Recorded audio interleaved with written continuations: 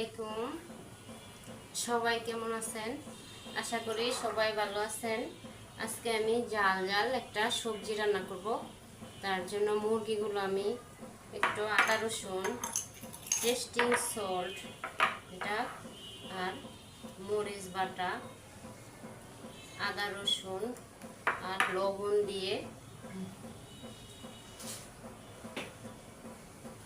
মুরগিটা ভালো করে ভাজা নেব। এটা লবণ, সয়া সস,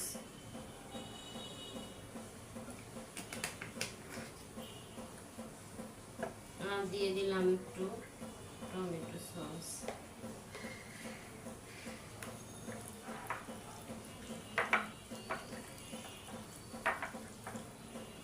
দিব একটু গোলমরিচের গুঁড়া দিয়ে মুরগি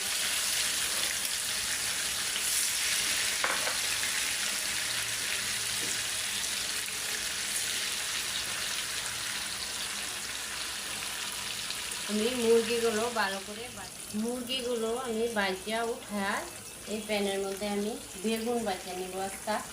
আজকে বেগুন আর মুরগি বাজিয়া সবজিটা রান্না করব।